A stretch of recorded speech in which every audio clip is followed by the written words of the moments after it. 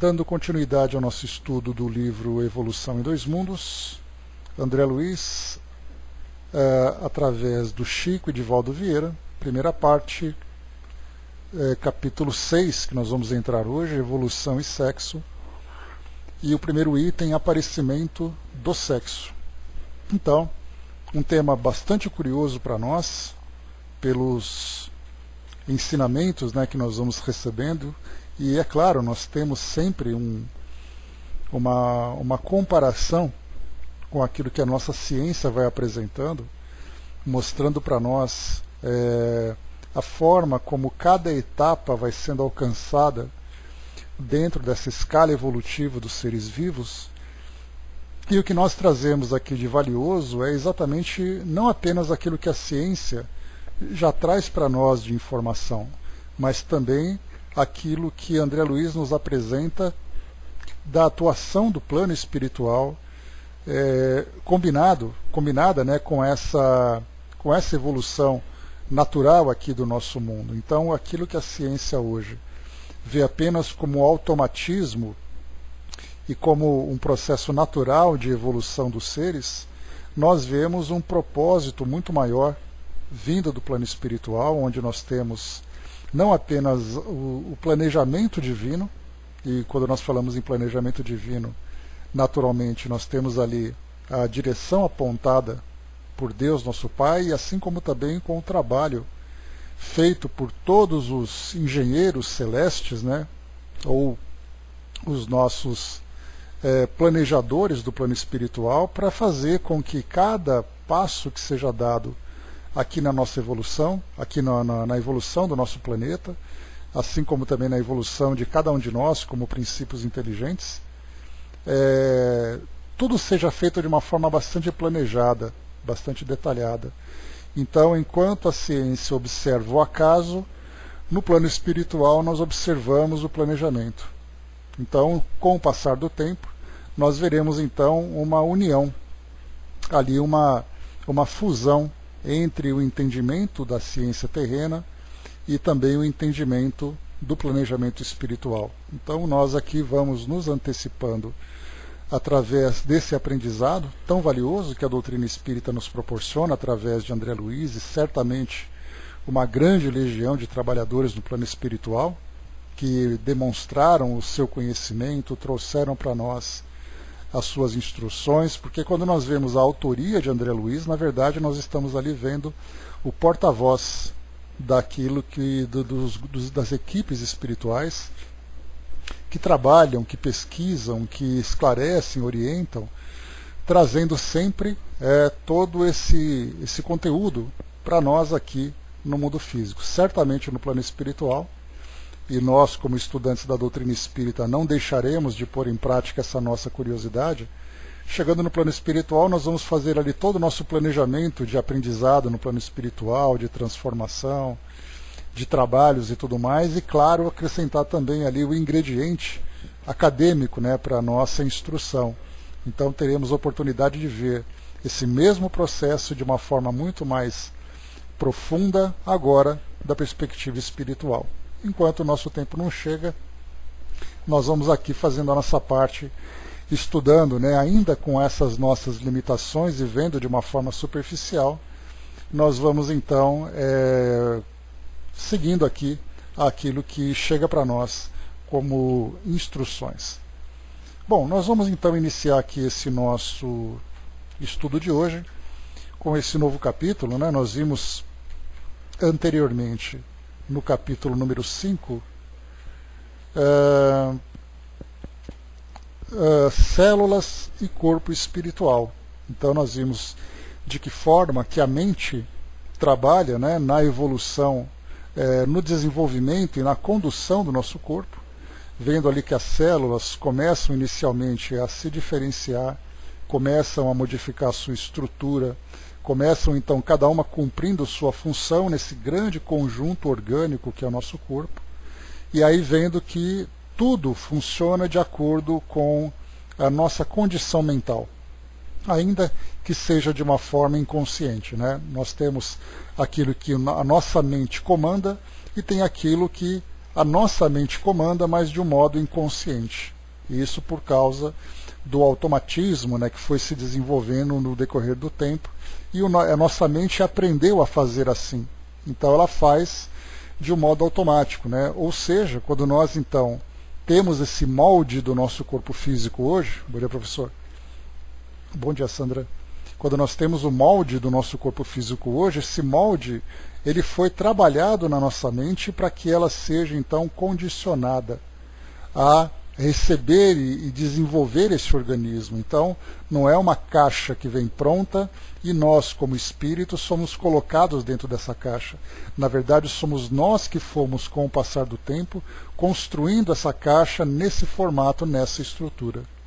Então, vimos isso, né, acontecendo com o passar do tempo, né, desde o princípio inteligente na sua condição mais primitiva até chegar na condição mais evoluída. O modo como isso acontece em termos de evolução espiritual continua sendo para nós um grande mistério, apesar de algumas pequenas informações, né, fragmentos que são trazidos para nós, para termos assim pelo menos uma visão geral, mas o processo em si é algo realmente complexo que nós ainda não conseguimos compreender. Nesse capítulo número 6, então, entraremos em evolução e sexo. O primeiro item, aparecimento do sexo. Dobadas longas faixas de tempo, dobadas significa, né, enroladas, dobradas, enoveladas, né, então juntando uma longa faixa do tempo para poder encurtar a explicação, em que bactérias e células são experimentadas em reprodução agâmica. Essa palavra agâmica significa assexuada. Então as células, na verdade, né, as bactérias e células vão se reproduzindo por meios de divisões. Então esse processo inicial de reprodução, como acontecia anteriormente, eram os primeiros testes para mostrar, primeiro, a evolução e depois, então, a reprodução.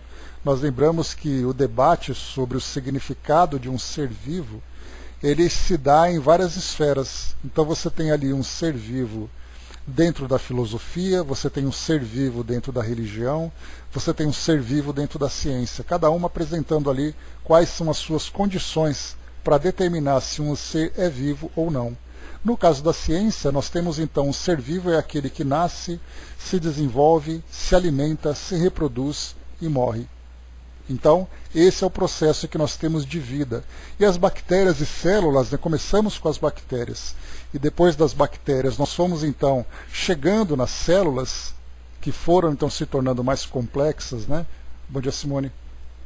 Nós lembramos, né, falávamos das células procariontes, aquelas células em que o núcleo não vinha encapsulado dentro de uma membrana, e depois nós tivemos a eucarionte, aquela célula mais complexa, em que o núcleo começou então a se estruturar, nós tivemos ali o DNA se desenvolvendo de uma forma muito mais profunda, muito mais complexa. Então vimos as células se desenvolvendo, vemos agora a reprodução dessas células. Então elas aconteciam por essas divisões que iam acontecendo periodicamente, para que ela fosse não apenas se mantendo em vida, mas também aumentando a estrutura do ser vivo que compõe essa célula. Então começaram a vir ali os primeiros seres que tinham mais de uma célula, com várias células, foram então se estruturando, foi aumentando de tamanho, aumentando também o seu funcionamento, tudo isso acontecendo a princípio de uma forma agâmica, sem que tivesse a necessidade de um ser do sexo masculino e um ser de um sexo feminino. E aí depois ele coloca, eis que determinado grupo, então um pequeno grupo ali daqueles seres vivos que viviam naquela época bem distante, bem antiga aqui da formação do nosso planeta, aquela época em que os primeiros seres começaram a aparecer, os espíritos então, nesse trabalho de orientação da evolução da vida no nosso planeta, escolheu uma determinada espécie, um determinado grupo, que apresenta, como ele diz para nós aqui, no imo da própria constituição, na sua estrutura, né, na forma como esses seres se apresentam, qualidades magnéticas positivas e negativas, que lhes são desfechadas pelos orientadores espirituais encarregados do processo devido ao planeta. Então, esses seres começaram a aparecer, então, por essa orientação, por esse trabalho do plano espiritual, essas características magnéticas positivas e negativas. Houve, então, uma diferenciação. Se antes esses seres se apresentavam de uma forma neutra, porque eles se reproduziam de uma forma automática e também sem a necessidade de qualquer influência de outro indivíduo, ele fazia a sua própria divisão. Agora não, agora nós começamos a ver, como é colocado para nós, essas qualidades magnéticas positivas e negativas, alguns seres com qualidades positivas e outros com negativas. A partir do momento em que eles se juntam, começa então uma nova etapa desse processo de reprodução. Bom dia, Flávio. Então nós vimos que tudo vai acontecendo de uma forma gradual. E a gente vê do lado materialista, que é o acaso, que foi a evolução, que foram as circunstâncias do ambiente, do modo de vida daqueles seres que estimularam esse processo, esse novo processo de reprodução. Agora nós começamos a perceber que isso aconteceu exatamente por ter sido desfechado pelos orientadores espirituais. Os espíritos então observaram esse processo. E aí então, é claro, a gente começa então a olhar por uma perspectiva diferente, percebendo que esse processo aconteceu durante milhões de anos. Então a gente vê esses mesmos orientadores espirituais acompanhando esse processo durante todo esse período. E a pergunta é, qual é o grau de evolução desses espíritos? Quem são eles? Quais são os trabalhos que eles fizeram? Qual foi o percurso que eles percorreram para chegar nessa condição de tamanha inteligência e tamanha capacidade de orientar a evolução da vida? Porque quando a gente olha o processo em si, é muito curioso, né? Quando a gente, fazendo um exemplo bem pobre, mas só para poder ilustrar, é como se nós passássemos na frente de uma vitrine de uma doceria e víssemos ali um belo bolo de chocolate. A gente admira o bolo e se esquece do trabalho do confeiteiro, do cozinheiro. A gente não pensa o que o cozinheiro aprendeu, quantos cursos ele fez, quais foram as habilidades que ele desenvolveu. A gente só olha o bolo e fala, nossa, que bolo lindo, que bolo delicioso. Mas o trabalho que ele fez de ficar lá batendo massa, assando, confeitando, o preparo técnico que ele teve que fazer, ninguém percebe isso. A mesma coisa no restaurante, né? Nossa, que prato lindo, que prato saboroso. Mas e o cozinheiro, ninguém fala dele? Agora, quando a gente começa a perceber então a evolução, com essa supervisão do plano espiritual, nós começamos a valorizar também esses trabalhadores. Dá para a gente imaginar esses orientadores espirituais, a envergadura moral e intelectual desses espíritos? A ponto de ficarem durante milhões de anos acompanhando a evolução de seres que são ainda seres de estruturas celulares mais simples. Eles estiveram ali acompanhando. Da mesma forma que nós acompanhamos também durante milhões de anos a evolução dos hominídeos nessa fase final para chegar nos seres humanos. Quando os primeiros primatas começaram a apresentar características diferentes, começaram a sair das árvores e caminhar nas savanas, lá naquela região da África, considerada, né, a pátria-mãe.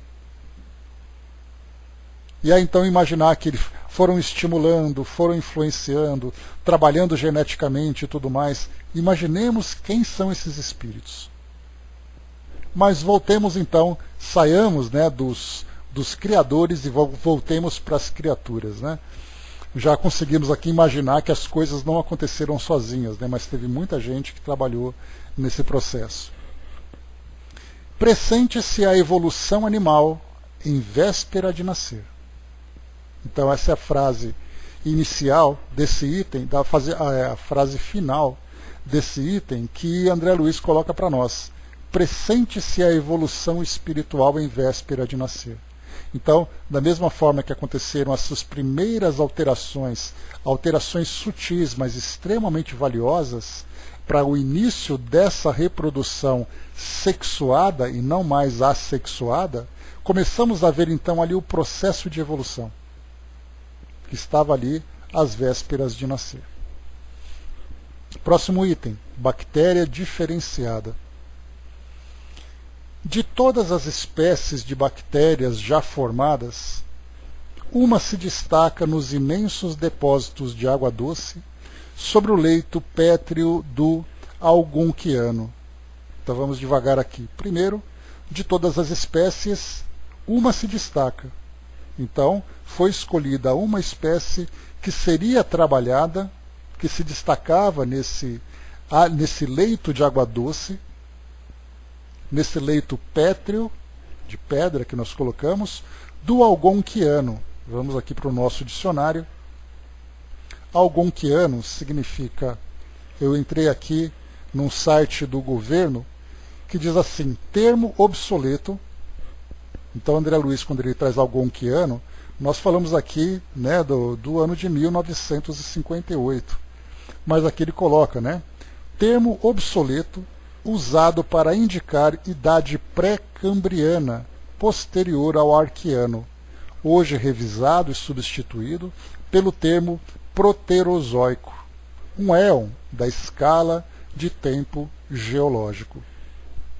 E aqui então nós temos, né, nesse mesmo site uma pequena apresentação dos períodos de evolução do nosso planeta, né? Então nós tivemos inicialmente o Adiano, quando tínhamos ali a formação do nosso planeta, lá de aproximadamente 4,6 bilhões de anos.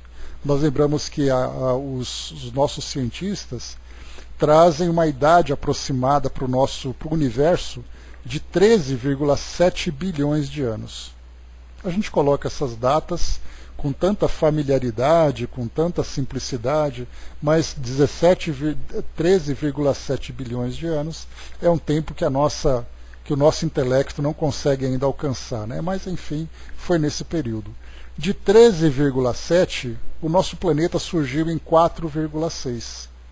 Então a gente viu quantos bilhões de anos se passaram até que o nosso planeta desculpem, até que o nosso planeta começasse então a apresentar ali o início da sua formação. Então, no período Adiano. No período Arqueano, que se deu ali por volta de 3,8 bilhões a 2,8 bilhões, depois nós tivemos o Proterozoico, que é exatamente esse período que André Luiz comenta aqui, que ele chamou de Algonquiano. Esse período vai de 2,5 bilhões de anos até 1 bilhão de anos. Depois vem o Fanerozoico, e aí nós começamos então já a ver o início da vida, onde nós tivemos o Paleozoico, o Mesozoico e depois o Cenozoico. O Cenozoico que é ali a nossa praia, né? E só para lembrar aqui desse período Fanerozoico, esse Paleozoico, Mesozoico e Cenozoico. Esse Mesozoico é onde nós temos ali o Triássico, o Jurássico e o Cretáceo. Então esse nome Jurássico nós já conhecemos, né? Jurassic Park, que é onde nós encontramos ali os dinossauros. Nós começamos a ver ali uma estrutura muito complexa desses seres. Mas antes de chegarmos no Jurássico e antes disso no Triássico, nós tivemos outros períodos em que a vida começou a se formar de uma forma muito simples, no nível celular. Depois ele começou a aumentar um pouco mais, até chegar num ponto em que a vida começou de fato a se mostrar numa estrutura mais complexa. Eu estou num site do governo aqui, Andréa, depois eu posso até colocar para vocês aqui o link para vocês olharem, né? O Tico até colocou lá em cima, né? Se vos falo de coisas da terra e não me entendes, quanto mais se vos falasse das coisas do céu, né? Jesus falando para os apóstolos, é isso aí. Então, por enquanto, a gente vai brincando com a cobertura do bolo, né, Tico Teco, até a gente entrar no recheio. Por enquanto, a cobertura está interessante e está saborosa.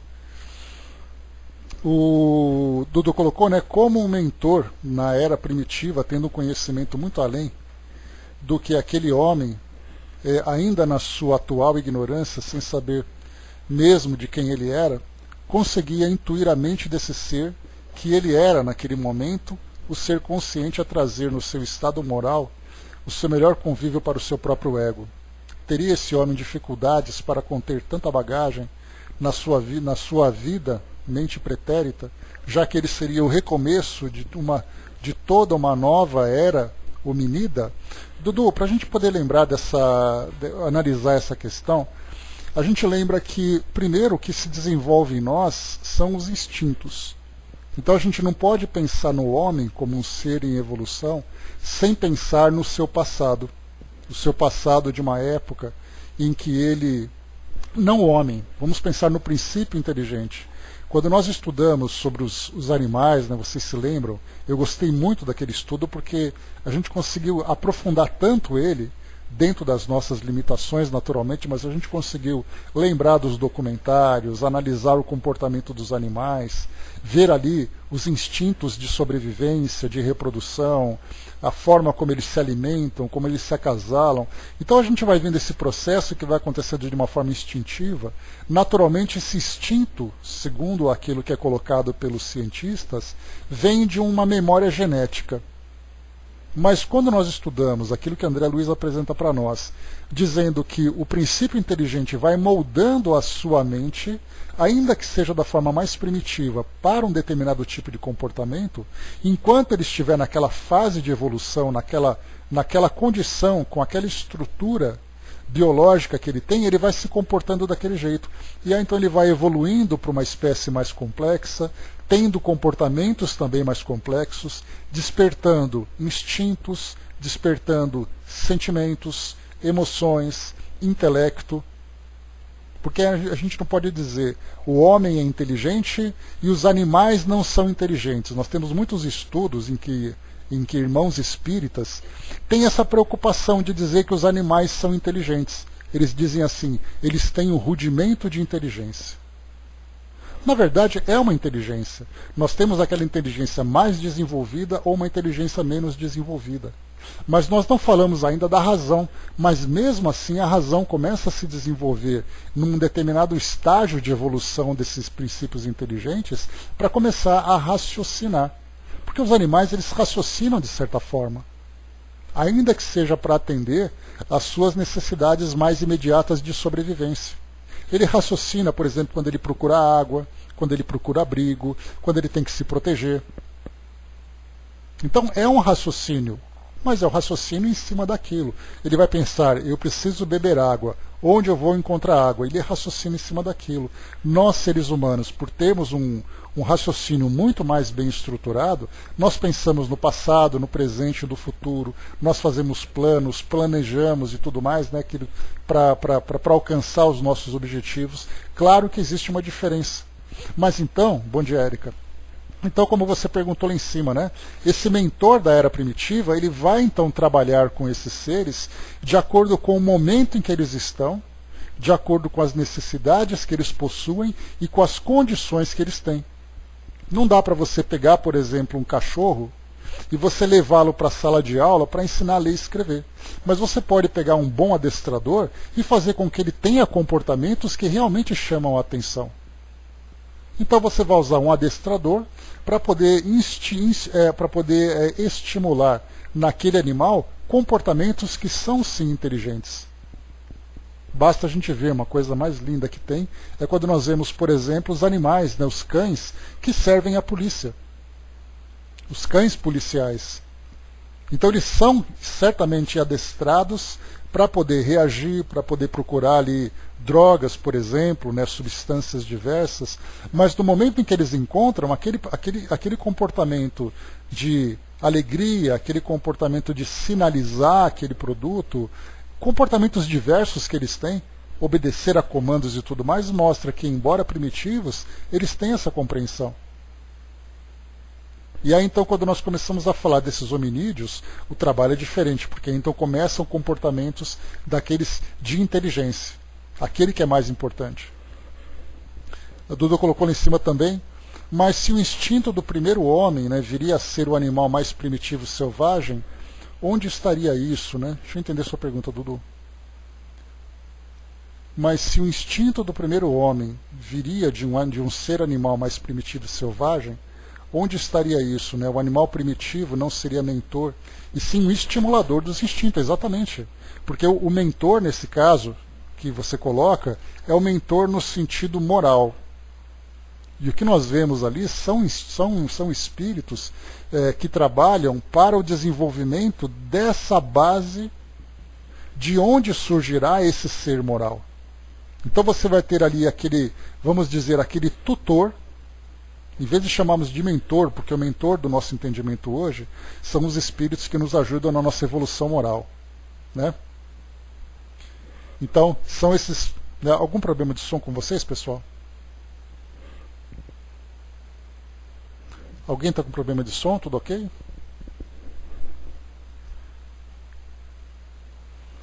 Beleza, então.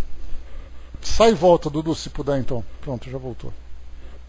Então, quando nós falamos, né, dos mentores, nós tratamos, então, desses espíritos que tratam... A palavra mentor nos leva a isso, né? Aquele que cuida do nosso entendimento, da nossa melhoria. Então nós falamos daqueles espíritos tutores.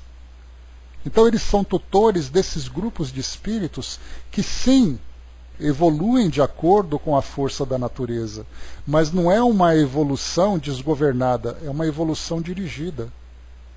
Eles vão então desenvolvendo cada vez mais os seus instintos, vão desenvolvendo cada vez mais as suas habilidades, por mais primitivas que elas sejam, até que chega um ponto em que ele começa realmente a despertar, e nesse despertamento então nós podemos dizer que ele saiu do ensino fundamental e entrou no ensino médio.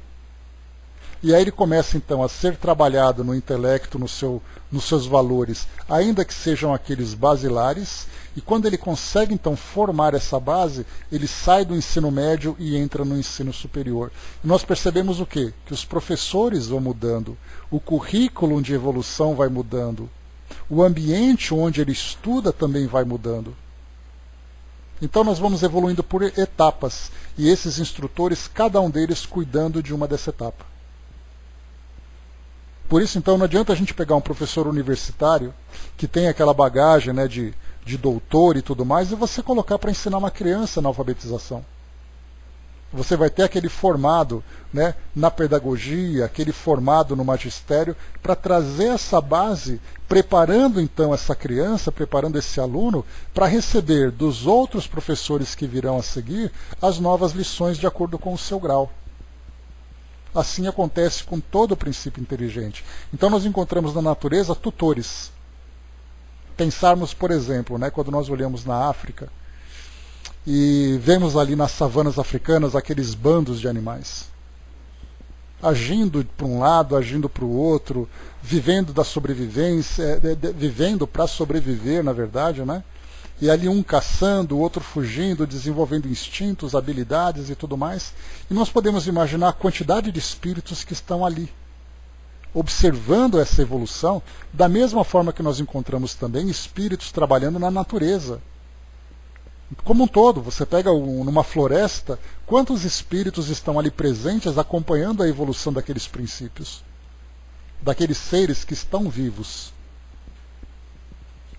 Então é aí que nós encontramos vários espíritos especializados em cada etapa da evolução desses seres. Se o instinto começa no mais pequeno animal, porque ainda está em nós, né? Porque é parte da nossa natureza. O instinto, ele é um princípio que faz parte da nossa natureza humana, mas ele vai sendo educado com o passar do tempo. O espírito puro não é aquele espírito que não tem instinto. O espírito puro é aquele que tem total domínio sobre os seus instintos. Porque isso é natural, faz parte da nossa estrutura divina, digamos assim. Então nós vamos apresentando a agressividade, a sexualidade, a busca da alimentação, o instinto de sobrevivência, todos nós temos e continuaremos a ter. Até o momento em que nós atingirmos um grau em que tudo isso estará devidamente controlado pelo fato deles não terem mais necessidade de existirem no nosso comportamento. O Hermes colocou, o reflexo condicionado teria algo nesse sentido? Sim, o reflexo condicionado faz parte desse processo. Porque nós estamos o tempo todo aprendendo, sendo conduzidos pela mão. O Espírito dizer para nós todas as vezes tudo que a gente tem que fazer. Então a gente vai desenvolvendo esse condicionamento e ele vai se aprimorando, mas não é um condicionamento estático. Ele é um condicionamento que vai evoluindo. E a partir do momento em que nós atingimos um grau de condicionamento, vem uma nova fase, depois vem outra fase, até chegar nesse comportamento que nós estamos aqui agora. Trabalhando também de uma forma condicionada, mas agora com muito mais razão e desenvolvendo também valores. Dudu colocou, por que trazemos esse instinto do pretérito espiritual? Porque é da nossa estrutura. Nós ainda precisamos de tudo isso. Lembramos que na fase humana não nasce do nada aquele comportamento que vem lá do passado. Então é sempre uma evolução, é sempre uma etapa a mais. Se nós pegarmos um animal obviamente de um estágio inferior ao nosso, e nós fizermos uma comparação, para facilitar, vamos lá, uma outra analogia para a gente poder compreender um pouco melhor. Um aluno do ensino médio, ele aprende a mesma coisa que um aluno do ensino fundamental. A diferença é que o aprendizado do ensino médio é muito mais profundo e se desenvolve muito mais. Mas nós podemos perceber, por exemplo, numa matéria de história, nós vamos encontrar aquela criança do 6º ano, do 7º ano, aprendendo uma determinada matéria de história. Mas no ensino médio, aqueles alunos também que vão aprender aquele mesmo capítulo, mas vendo de uma forma muito mais profunda. Então nós podemos perceber que os currículos, eles podem se sobrepor. Só que nós veremos que um é muito mais profundo do que o outro. Assim vai acontecendo conosco. Nós temos então os nossos instintos, nós temos o sentimento, nós temos a inteligência. E se nós pegarmos o homem e um animal, nós vamos encontrar a mesma coisa. A diferença é que ele está muito mais desenvolvido em nós. Mas ele não sai do nada. O homem não passa a ser inteligente, o princípio inteligente não passa a ser inteligente no momento em que ele entra na fase do homem. Ele se desenvolve desde o momento em que ele começa a trazer, lá de uma forma ainda rudimentar, esse elemento, né? A gente lembra que a inteligência ele é um atributo do espírito, é um atributo da mente. Então isso vai se desenvolvendo com o passar do tempo, através de todos os estímulos que a própria natureza vai oferecendo. Eis aí então a parte mais importante desse processo. Vamos em frente então. É o que nós somos constantemente, Tio Teco, estimulados a pensar dessa forma, porque a nossa vida acadêmica ela se baseia exatamente na vida material. Porque ela não adentra na vida espiritual. Quem entra na vida espiritual é a religião. E a religião, nós sabemos, ela traz ali os seus dogmas, ela traz ali as suas interpretações. Mas por isso que para nós focamos apenas na parte material. E é aí então que a doutrina vem e faz uma junção dos dois. Trazendo para nós, sim, você tem que olhar para o lado material, mas você jamais deve prescindir do lado espiritual. E aí então a gente começa a trabalhar em conjunto com esses dois elementos. E aí nós vemos então a lógica desse processo de evolução. Vamos lá, seguindo, né? Bom dia, Brás. Então vemos aqui, né? Primeiro parágrafo de novo, né? De todas as espécies de bactérias já formadas, uma se destaca nos imensos depósitos de água doce sobre o leito pétreo do Algonquiano. Então, esse Algonquiano, na verdade, né, é o Proterozoico que eu falei para vocês, aquele período de 2,5 a 1 bilhão de anos atrás, né? Então, temos ali o período Paleoproterozoico, Mesoproterozoico e Neoproterozoico. Esses três nomes mostram para nós, apesar desse nome esquisito e feio, mostra para nós os vários estágios em que esse ser vivo primitivo vai evoluindo, ele vai se desenvolvendo. Lembrando que depois, quando ele sai desse neoproterozoico, ele entra no paleozoico. E o paleozoico já começa a mostrar seres muito mais estruturados, já não são apenas seres celulares.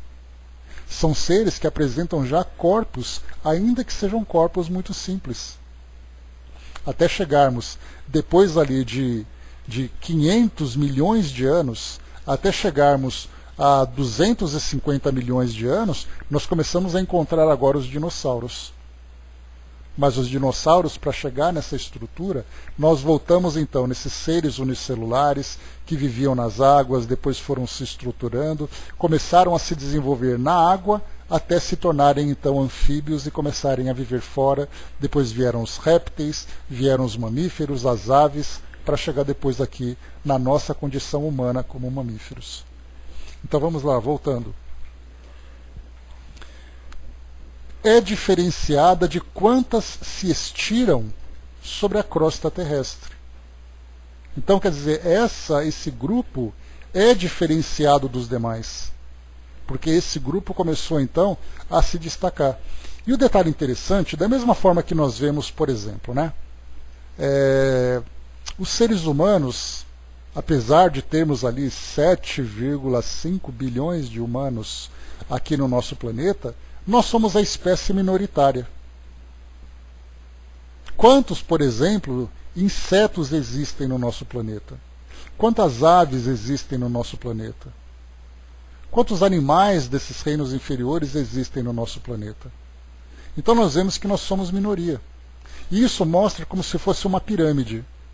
Daquela grande base de todos os seres vivos, uma pequena parcela se desenvolveu um pouco mais. Dessa parcela, outra foi se diferenciando, foi reduzindo, até chegar no topo dessa espécie mais evoluída que nós somos. Por isso, então, essa pequena parte que foi diferenciada, nela foi concentrado, então, esse desenvolvimento dessa característica sexual. Diz aqui para nós também, não tem a característica absolutamente ameboide. A gente lembra que as amebas, elas são unicelulares. Fazem parte das moneras, aquele primeiro reino dos seres vivos, de uma única célula. Mas só que esse grupo não tem característica absolutamente ameboide, não apenas por não ter uma única célula, mas também por ter essa célula mais desenvolvida.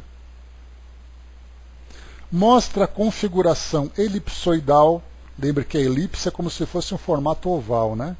Mostra a configuração elipsoidal como se fora microscópico bastonete ou girino. Aqui não falta leve radícula à feição de cauda. Então nós começamos a ver, né? Daquele ser começa a aparecer então um girino. Para quem se lembra, né, da imagem dos girinos, ele tem ali como se fosse um espermatozoide, né? Todo mundo já viu aí nos documentários, nas fotografias, que tem aquela cabecinha ameboide e aquela cauda, para que ele possa então ter mobilidade no ambiente onde ele se encontra. Isso já é, embora para nós seja algo insignificante, de uma célula se torne então esse ser com essa característica, houve então uma transformação tão grande, um trabalho tão complexo feito para o plano espiritual, apenas para apresentar essa pequena alteração na sua característica. É dali que nós começaremos então a ver esse elemento de sexualidade começando a surgir, ainda que seja da forma mais primitiva possível. Dudu colocou, né, 7.700.000 espécies na Terra, fora as não catalogadas, né? Então, podemos ver ali, né, quantas espécies existem. Nós somos uma espécie dessas 7,700 milhões. 7,7 milhões, né? O Hermes lembrou aqui, né, só em um campo microscópico vemos milhares de bactérias, né? Pois é. Eu vou continuando, vamos lá. Falava então que começava com esse formato elipsoidal, começou então a ter essa leve radícula, a feição de cauda. É o Leptotris, que em miríades de individualizações, miríades significa ali aquele grande grupo, né, aquela grande comunidade de seres, né? Então essas miríades de individualizações permanece por milhares de séculos nas rochas antigas, nutrindo-se simplesmente de ferro. E aí começamos a ver então os minerais atuando no nosso corpo. Hoje nós sabemos, né? A deficiência de ferro, por exemplo, leva à anemia, leva ao raquitismo, traz doenças ali gravíssimas. Então esses seres começaram a absorver esses minerais Então nós temos ali, né, o zinco, o cálcio, o ferro e outras tantas substâncias, porque essas substâncias começaram a provocar um efeito nessas células, nessa estrutura biológica, para fazer com que ele se desenvolvesse, porque sem isso ele não conseguiria.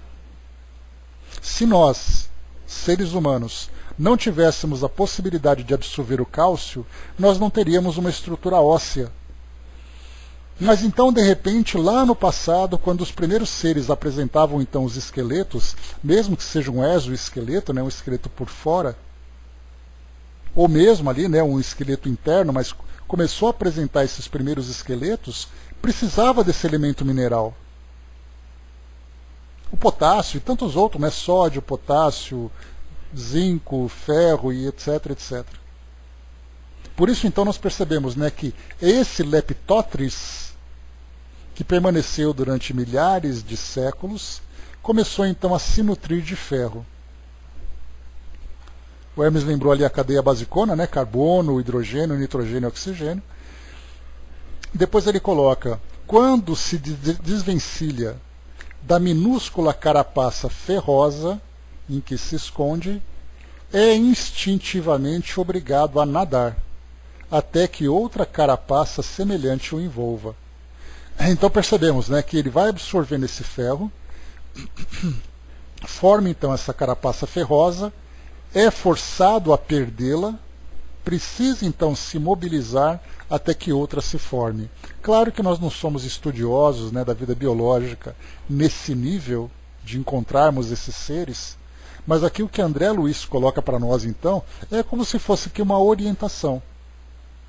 A ciência pode até mostrar que houve ali uma evolução a partir de outra perspectiva, mas dá para a gente entender. O que vale para nós não é ficar questionando cientificamente cada argumento, mas é entender cada etapa desse processo. E depois ele continua. Os instrutores espirituais valem-se da medida para impulsioná-lo à transformação. Então ele perde a carapaça, é obrigado a nadar instintivamente até formar outra. E nesse processo de perder, conseguir outra, isso faz parte desse impulso dado pelos instrutores para que ele possa então passar por essa transformação necessária. Perdendo os diminutos envoltórios metálicos e constrangidas a edificar abrigos idênticos que lhe atendam à necessidade de proteção, essas bactérias exprimem figura importante de junção no trabalho evolutivo da natureza. São compelidas ao movimento em que não apenas se atraem umas às outras nos prelúdios iniciais da reprodução sexuada, mas em que conhecem por acidente a morte em massa, da qual ressurgem nos mesmos tratos de vida em que se encontram, sob a criteriosa atenção dos condutores da Terra, para renascerem, após longo tempo de novas experimentações, na forma de algas verdes, inaugurando a comunhão sexual sobre o mundo. Então vemos que esse processo de nascer, de morrer, nascer, morrer, ser forçado a mudar a sua característica física, mudando também a sua própria estrutura genética. Porque quando a gente fala em DNA, nós pensamos muito no ser humano, mas nós lembramos que as bactérias também possuem as suas características genéticas. Em cada situação dessa, nesse processo de mutação natural, porque a gente lembra que a evolução se dá através das mutações. As mutações acontecem estimulando o indivíduo a se adaptar naquele ambiente. Conforme ele vai mudando de ambiente, ou ele morre ou ele se adapta. Com o passar do tempo, os indivíduos, então, passam a assumir novas características físicas para poder viver nesse novo ambiente. Porque o próprio planeta vai se transformando em termos de temperatura, em termos de acidez, em termos de claridade. Então, e várias outras características naturalmente, né? Então, conforme essas características vão acontecendo, os seres precisam acompanhar. A gente lembra que na evolução das espécies, né, trazida por Darwin, em 1859, Kardec inclusive se inspirou nos estudos de Darwin para trazer para nós questões para os espíritos, né, para apresentar aos espíritos algumas questões em termos de evolução, nós lembramos que o indivíduo mais forte, eu falo bastante isso para os meus alunos, né, o indivíduo mais forte não é aquele que tem um tamanho maior, é aquele que é mais adaptável. E eu sempre coloco um exemplo, né? Eu falo para eles assim, quem é mais forte, um elefante ou um pinguim? Eles vão dizer, o elefante. Então pega o elefante, joga na água e pega o elefante e põe no Polo Sul para ver o que acontece.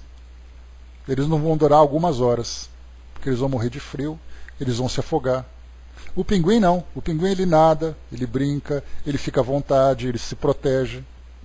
Agora pega um pinguim e coloca, por exemplo, na África.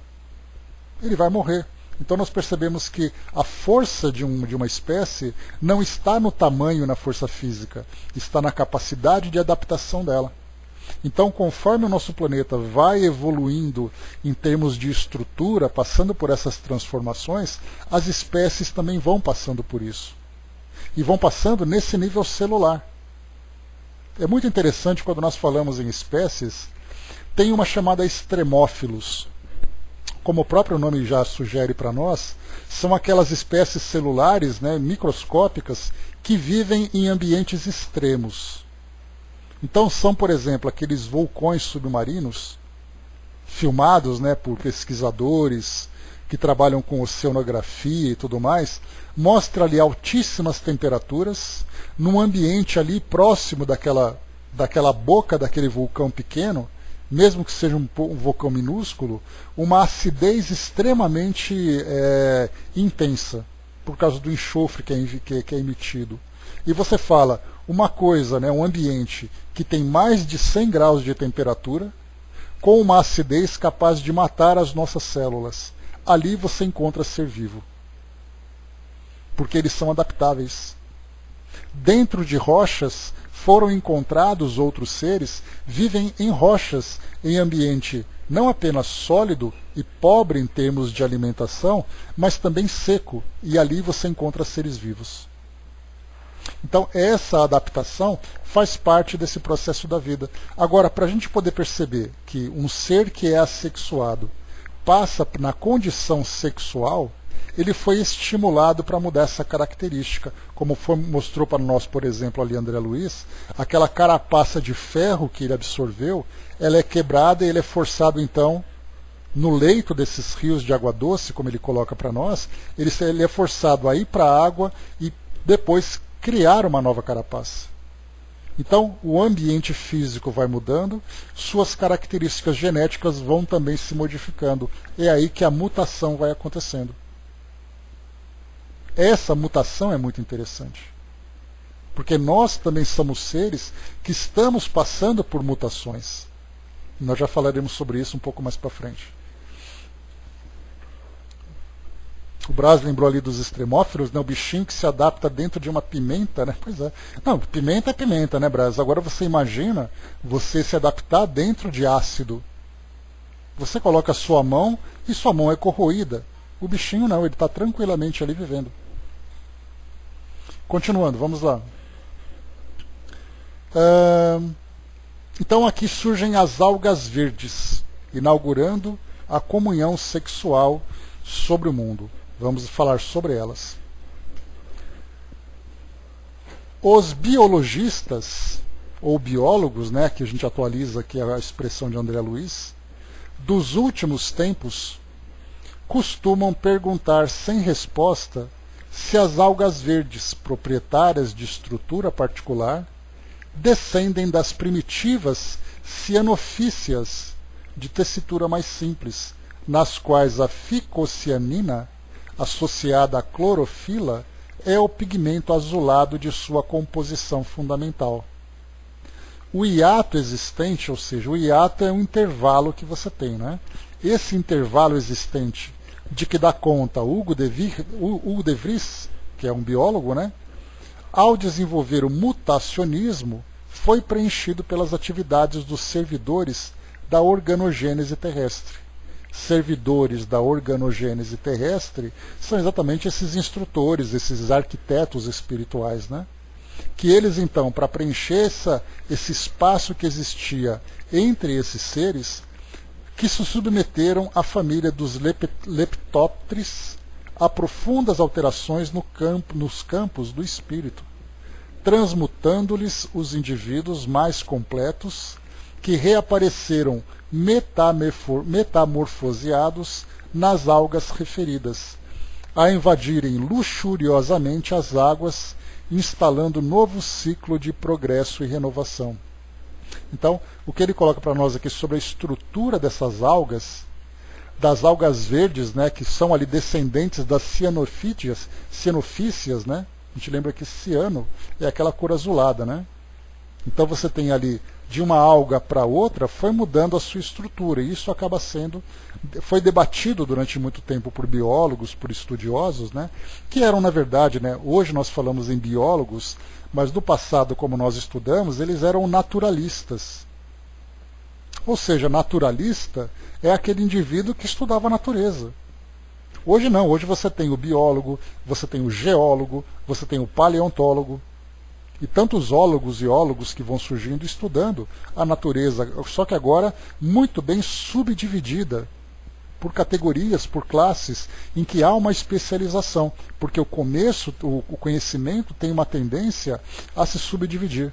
Quanto mais você se aprofunda no conhecimento, mais ele se torna detalhado. E esses detalhes são estudados por especialistas. Então você se forma em biologia, por exemplo, aí você vai escolher a sua área de atuação. Você vai para a botânica, você vai para a zoologia, você vai para a genética, você vai para a virologia e tantos outras áreas de especialização. Naquela época, o naturalista estudava tudo, já que o conhecimento não era tão profundo, exatamente porque a própria ciência não tinha se desenvolvido. Nós já falamos sobre isso também, né? Então, Quiropteros, nós temos ali também tantos e tantos outros, né? A medicina que nós falamos, antes você era o médico. Agora você vai estudar, você não é apenas médico, você é que tipo de médico? Qual é a sua especialização? Ah, eu sou neurologista. Tá ok. Agora, que tipo de neurologista você é? Você é infantil, você é pediátrico, você estuda neurocirurgia, você é especialista em degeneração celular, o que você estuda exatamente? Então a gente percebe que até nisso você vai se aprofundando, até chegar no momento em que você alcança ali o grau máximo de conhecimento. Mas aí depois de um tempo, passando ali algumas décadas, vem algum indivíduo e se aprofunda ainda mais naquilo que você estudou, porque a ciência evoluiu, os recursos evoluíram, permitindo que você então alcançasse esse conhecimento. Esses biólogos, então, Dudu colocou para nós, de morcego e samambaias, né? A gente vai falar das samambaias daqui a pouquinho. Então vemos assim, que cada um vai se especializando. Então nessa época ficou essa dúvida de que forma que acontece essa evolução. Mas o importante é que essa família do Leptotris, que foi aquele grupo selecionado para ser trabalhado nessa evolução da sexualidade, sofreu então essa profunda alteração, por causa do trabalho desses servidores da organogênese, ou seja, o início da vida, o organismo e gênese. Depois aqui embaixo, próximo. Concentrações fluídico-magnéticas. Então lembra que nós estamos estudando, teoricamente aqui, apenas a parte biológica. Agora nós vamos entrar numa parte mais espiritual, fluídico-magnética. Quais são essas concentrações? Vamos a ela. Ao toque dos operários divinos, é interessante, André Luiz, ele coloca operários divinos, servidores da organogênese, condutores da terra, instrutores espirituais, ele coloca sempre com letra maiúscula, exatamente para tratar desses espíritos em especial.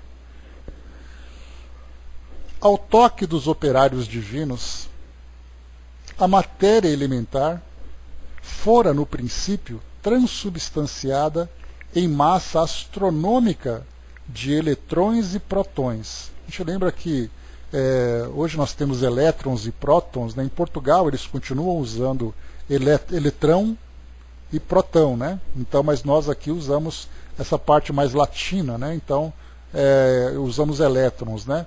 Então, esses seres, essa matéria elementar, transubstanciada em massa astronômica de elétrons e prótons, que teceram o largo berço da vida humana em plena vida cósmica. Então nós começamos a perceber que essa estrutura celular e da mesma forma essa estrutura atômica começou então a ser analisada agora de uma forma astronômica, que é a expressão que ele usa, não da astronomia clássica, mas percebemos a quantidade de elementos que compunham agora o ser vivo.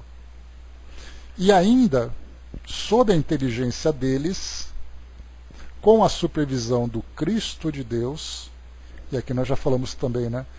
Jesus como sendo o governador do planeta, aquele que acompanhou o seu molde desde o início, foi então ali assessorado por esses espíritos que apresentavam esse grau elevadíssimo de conhecimento.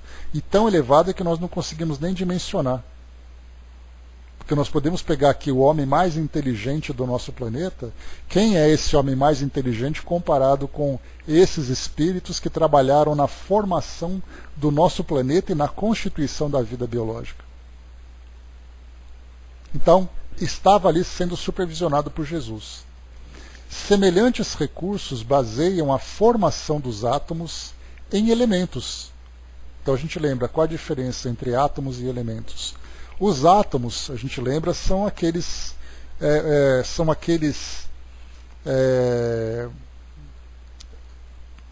deixa eu pensar aqui num termo que eu já ia usar elemento, né? Vamos pegar aqui, tabela periódica, você tem os elementos químicos.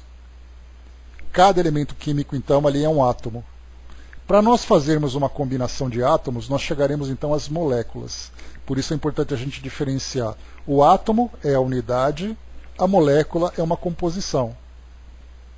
Então você tem ali o átomo, por exemplo, de hidrogênio e oxigênio, e você forma uma molécula de água com a devida quantidade. Se você tem, por exemplo, 2 átomos de hidrogênio e 1 de oxigênio, você forma água. Se você tem 2 átomos de hidrogênio e 2 de oxigênio, você tem a água oxigenada, que ela é corrosiva. Não é à toa que vocês, né, principalmente mulheres, gostam bastante de utilizar para descolorir pelos e tudo mais. Mas por que há essa descoloração? Porque existe uma reação química em que a acidez acaba depois provocando isso. Então vemos assim que nós temos elementos químicos e nós temos então as moléculas. Formamos então, como ele coloca para nós aqui, esses conjuntos químicos. E isso é importante porque o nosso corpo é formado por essa estrutura, por essas estruturas químicas. Não apenas agora átomos. Então o oxigênio, por exemplo, que nós respiramos, ele não é apenas o oxigênio, a letra O da tabela periódica. Nós respiramos um gás oxigênio, que são dois átomos juntos formando uma molécula de gás. O oxigênio por si só, nós não conseguiríamos sobreviver. Há necessidade dessa composição para formar esse gás que nós respiramos, combinado com outros gases. Então nós temos, em vez do O, nós temos O2. Em vez do H, nós temos H2. São gases que vão sendo respirados. E aí nós produzimos o gás carbônico, CO2. Vamos formando ali também outras combinações. E mais do que isso, nós vamos então formando cadeias carbônicas para formar os açúcares, as proteínas do nosso corpo. Pegarmos, por exemplo, ali um açúcar que compõe a nossa molécula, a nossa estrutura de DNA, desenhar essa estrutura é uma coisa absurda de complexa. E ali nós temos, na verdade, individualidades. Você vai ter vários carbonos, com vários hidrogênios, mas antes nós falávamos um carbono, um hidrogênio. Quando nós começamos a montar essa estrutura, essas combinações vão se tornando cada vez mais complexas e assustadoras. Assustadoras no sentido de espantados com a complexidade dessa estrutura. Se nós pegarmos uma composição de um medicamento, nós vamos encontrar a estrutura daquela medicação ela é tão grande, tão complexa, que o nome chega até a assustar. Eu me lembro quando eu era criança, tinha um desafio, quando eu estava na sexta série, né? Hoje é o 7º ano, né? Mas é sexta série naquela época. Era um desafio a gente guardar o nome da Novalgina. E aí então todo mundo ficava falando, só para dizer que sabia falar. E eu não sei por que cargas d'água, 40 anos depois eu ainda tenho essa coisa guardada na minha cabeça. Já não é mais assim exatamente, né? Mas só para vocês verem o nome. Ele era chamado de fenildimetilpirazolona metilamina metano sulfonato de sódio. Para que serve isso eu não sei, mas isso ficou guardado na minha cabeça de tal forma que eu não consigo esquecer mais essa coisa. De tanto que a gente brincava com esse nome. Ou seja, esse nome todo mostra o que é a estrutura da dipirona que nós tomamos para a medicação que nós, para aliviar ali uma dor, para analgesia, para um antitérmico, qualquer coisa assim.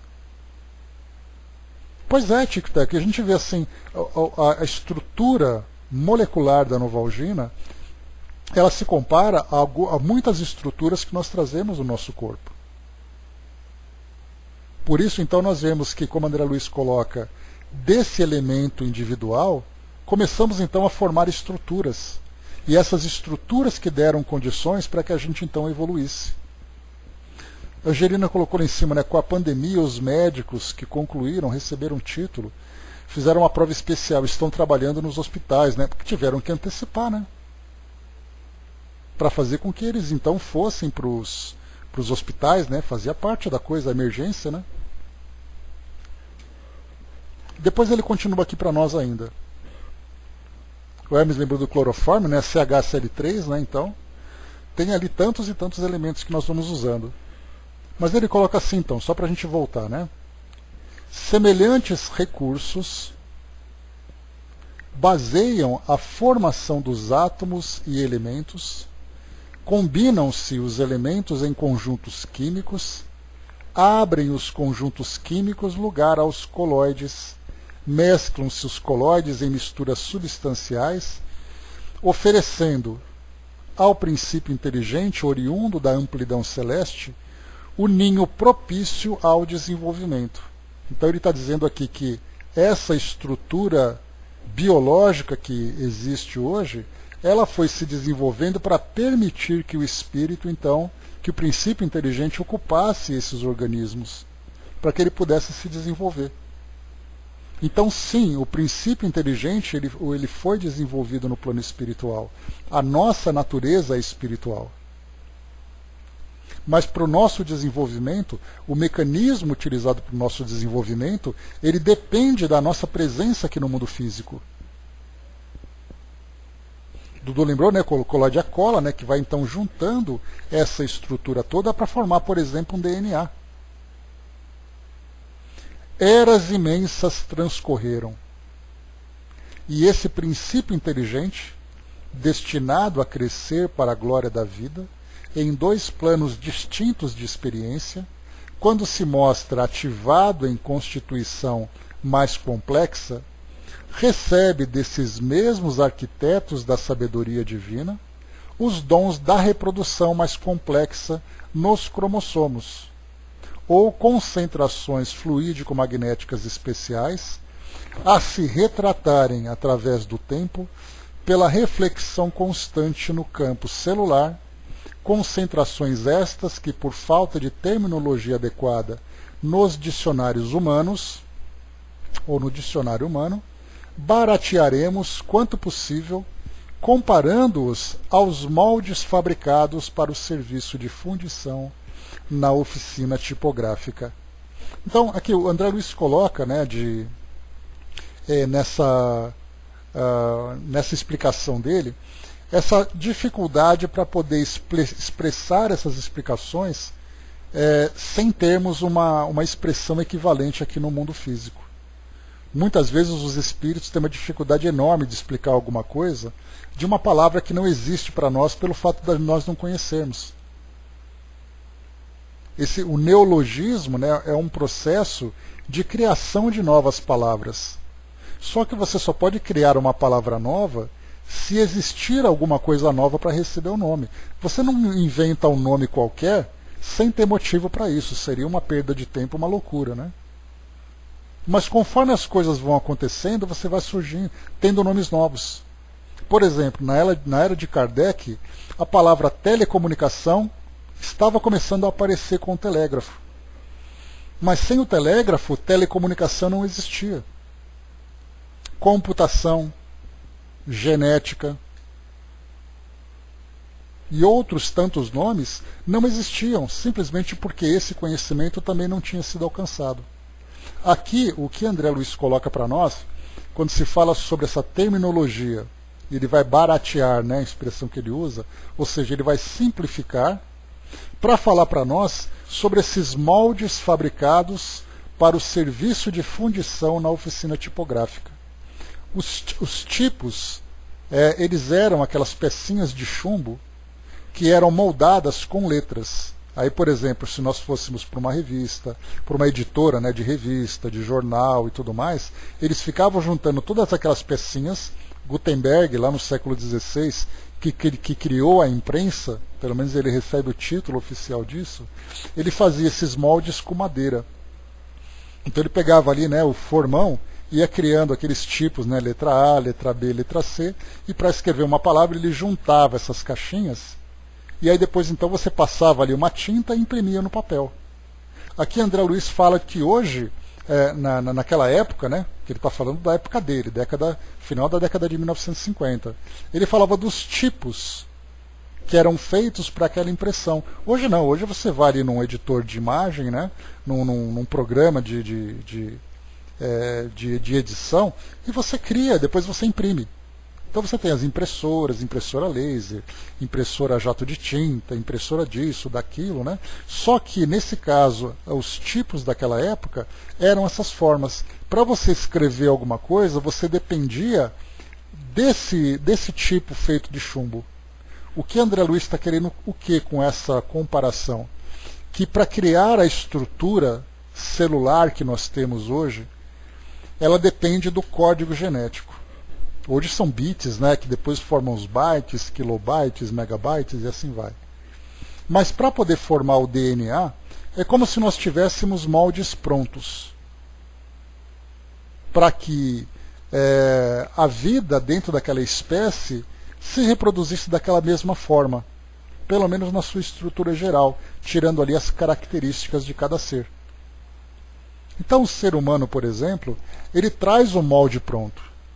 Vocês se lembram que quando nós estudamos na obra de André Luiz, Ação e Reação, que foi o livro passado que nós estudamos, naquele capítulo que ele falava sobre o sexo, não o sexo biológico, mas o sexo no sentido afetivo, no sentido moral, ele se deparava junto com Silas e junto com Hilário naquele molde de um organismo que era transparente, que mostrava toda a sua movimentação energético-fluídica.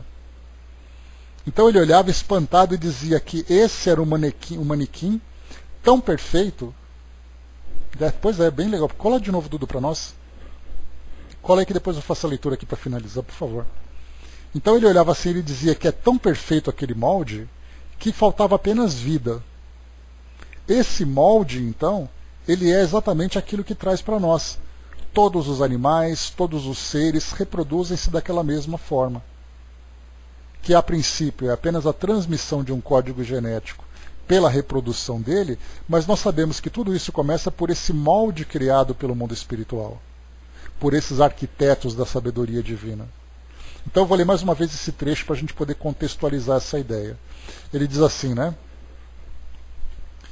Eras imensas transcorreram, e esse princípio inteligente, destinado a crescer para a glória da vida, em dois planos distintos de experiência, plano físico e plano espiritual.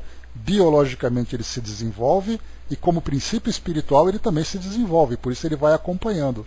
Você não tem um princípio espiritual mais desenvolvido ocupando um corpo primitivo. Você tem ali, né, o encaixe perfeito do grau evolutivo daquele princípio para aquele ambiente, para aquela estrutura que ele pode se desenvolver. E ele coloca, quando se mostra ativado em constituição mais complexa, recebe desses mesmos arquitetos da sabedoria os dons da reprodução mais complexa nos cromossomos. Ou seja, começamos a ver então que quando nós falamos em estrutura genética, nós lembramos, né, na aula de biologia que nós temos 22 pares de cromossomos, né, chamados de autossômicos. Esses cromossomos são aqueles que dão características de tamanho, peso, cor, doenças que vão surgindo, forma do rosto, são os autossômicos. Mas desses 22 pares, formando 44, nós temos um par especial, que são aqueles alossômicos, que dizem respeito ao sexo. E aí então esse par, os cientistas, né, utilizando as letras do alfabeto, denominaram de um cromossomo chamado X e o outro cromossomo chamado Y. Chamado X é aquele que dá a princípio aquela característica feminina, e o Y dá uma característica masculina. Nós, por exemplo, os homens, temos ali, isso, alossomos, Brás. Nós temos então nesse último par, último, só para lembrar dos 22 e o 23º, né? Os homens, então, ele tem um X e um Y. Já as mulheres, ela tem o X e o X. O que André Luiz está dizendo para nós é que quando, então, esses seres atingiram uma determinada estrutura biológica, já foi possível acrescentar esses 2 cromossomos especiais. Porque aí, então, na sua reprodução, eles começaram a se diferenciar entre machos e fêmeas. E, portanto, a reprodução passava a ser sexuada. Então nós formamos ali 46 pares, 46 cromossomos, né, 23 pares. Esse último, então, é exatamente aquele que foi acrescentado. Então seria assim, aquele bolo maravilhoso pronto, e você dá aquela última pitada daquele último ingrediente para poder fazer com que aquele bolo fique perfeito na necessidade que você tem daquele momento. Esse último toque seria a cerejinha do bolo ali. Bom, o bolo está pronto. Vamos agora diferenciar esse bolo. E põe ali a cerejinha. Então foram esses arquitetos. A ciência diz que isso aconteceu de uma forma natural. É um cromossomo a mais, né, Brás? Então ele traz um cromossomo. Então em vez de 46, ele traz 47. Então é o nome que se dá, né? Para a estrutura que se dá. Mas ele diz assim para nós. Então ele colocou assim, né, os dons da reprodução mais complexa nos cromossomos, ou concentrações fluídico-magnéticas especiais a se retratarem através do tempo pela reflexão constante no campo celular. Concentrações essas que, por falta de terminologia adequada, no dicionário humano, barateamos quanto possível comparando-as aos moldes fabricados para o serviço de fundição na oficina tipográfica. Esse, então, moldes fabricados, por falta de terminologia, nada mais é do que a nossa estrutura de DNA. Para finalizarmos, os cromossomos, estruturados em grânulos infinitesimais, de natureza fisio-psicossomática, partilham do corpo físico pelo núcleo da célula, em que se mantém, e o corpo espiritual pelo citoplasma em que se implantam. Então nós temos, né, na nossa estrutura celular, você tem, de uma forma bem simplificada, membrana citoplasmática, você tem o citoplasma, que é aquela parte gelatinosa onde ficam as organelas, e você tem o núcleo. Aqui André Luiz diz para nós que você tem nos grânulos, nos cromossomos, você tem a conexão espiritual. Ou melhor aqui, partilham do corpo físico pelo núcleo da célula, em que se mantém. Já o corpo espiritual está conectado no citoplasma em que se implantam. Lembrem que quando há encarnação, o perispírito se conecta átomo a átomo na estrutura orgânica. E aí então o que André Luiz apresenta para nós aqui, nós não temos nenhum tipo de argumentação científica para dizer sim ou não, porque simplesmente a ciência não adentra nesse campo, mas ele diz para nós que o perispírito então se conecta pelo citoplasma, enquanto que o corpo físico se conecta naturalmente aqui pelo núcleo, que é bem interessante, né? E como acontece, deixa eu pegar aqui quanto falta, deixa eu finalizar isso aqui rapidinho. E como acontece nos moldes tipográficos, que são formados em linhas para que se lhe expresse o sentido, então lembra que os moldes vão sendo colocados lado a lado para formar palavras, né? Também eles são constituídos pelos elementos chamados genes, o que lhes dá, tanto quanto ocorre ao alfabeto humano, a característica de imortalidade nas células que se renovam, transmitindo às sucessoras as suas particularidades, as suas particulares disposições, nas mesmas circunstâncias em que num texto tipográfico as letras e os moldes podem viver indefinidamente no material indestrutível e renovável, por intermédio do qual se conservam e se exprimem na memória das gerações. Então uma célula se reproduz passando para outra a mesma característica genética. Então, uma célula nervosa, uma célula epitelial, uma célula conjuntiva, uma célula muscular, cada uma vai apresentando para suas descendentes nessa renovação, ela vai apresentando as mesmas características para que ela dê continuidade na manutenção daquela estrutura de onde ela faz parte. Ou seja, você tira um trabalhador e você põe outro para substituir, com a mesma característica, com a mesma capacidade. Com o tempo, diferenciam-se os cromossomos nas províncias da evolução, segundo as espécies, como variam as criações do pensamento impresso, de acordo com os moldes tipográficos nas esferas da cultura. Então, o leão tem característica de leão, vai passar para os seus descendentes. Nós temos depois ali o castor, você tem a barata, o pernilongo, você tem ali o homem, você tem as plantas, cada uma com o seu molde próprio. Então é esse tipográfico que André Luiz coloca para nós. Os elementos germinativos são minuciosamente analisados e testados nas plantas, até que sofram transformações essenciais na química das algas verdes, de cuja compleição caminham no rumo de mais amplos desdobramentos. E então vai se tornando nessa complexidade toda que nós vemos. É essa mensagem do Padre Carmino que você colocou? Foi essa, né? Beleza. Então ele chegou assim para nós, né? O corpo veio, a carne e o corpo que tenho. Aliás, o corpo veio, a carne, o corpo que tenho, espírito. O laço que envolve, meu pensamento. O elo que me ilumina, a minha consciência. A minha moral, trago de longe de lá. Eu mesmo quis. A luz que irradia de mim, ele iluminou. O elo trazido de lá foi obra de Deus. Então o Padre Carmino, né, naquela ocasião, trouxe para nós essa mensagem, mostrando ali cada parte através desse poema, que, né, cada aspecto da nossa estrutura, né? Então, meus amigos, rapidamente aqui então, fechando o nosso estudo de hoje, nós vimos então esses trechos, né, falando para nós aqui então de novo. Vimos aqui aparecimento do sexo, bactéria diferenciada, algas verdes, concentrações fluídico-magnéticas, grande essa parte que nós vimos agora, dei até uma corridinha aqui no final, infelizmente, mas ainda temos aqui filtros de transformismos, descendência e seleção,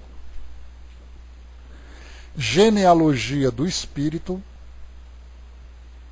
E depois aqui finalizamos essa mensagem aqui, lembrando que ela veio do Chico, lá de Pedro Leopoldo, no dia 2 de fevereiro de 58. Né? Então, mas o importante para nós, né, apesar desses nomes difíceis, desse raciocínio todo que a gente apresentou, até muitas vezes alguma coisa equivocada, não tem dúvida disso, mas mostra para nós assim o passo a passo, desde a diferenciação daqueles primeiros seres, da estrutura que foi montada no próprio DNA para que ele começasse a se mostrar com essa diferença sexual, para que essa diferença sexual começasse então a produzir ou a trazer para nós a reprodução do sexo. Todos esses nomes então foram surgindo, essas etapas todas, mostrando o tempo e a forma como isso foi acontecendo com o acompanhamento dos espíritos que trabalhavam nessa parte da arquitetura.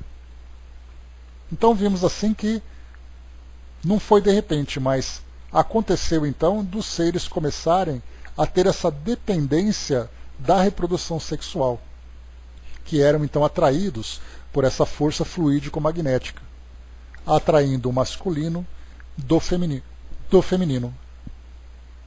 E aí então quando ele colocou lá em cima também que prótons e elétrons, ou seja, cargas positivas, cargas negativas, e a gente lembra que os opostos se atraem. E essa atração se dá exatamente pela necessidade da reprodução. Hoje, dentro da condição humana, nós temos os sexos diferentes, muito mais complexos, obviamente, porque envolve sentimentos, envolve estrutura psicológica e tudo mais, mas mesmo assim, a reprodução, para que haja reprodução, você precisa de um gameta masculino e de um gameta feminino. Não é possível você ter reprodução sem que haja esses dois elementos. E tudo isso começou lá atrás, quando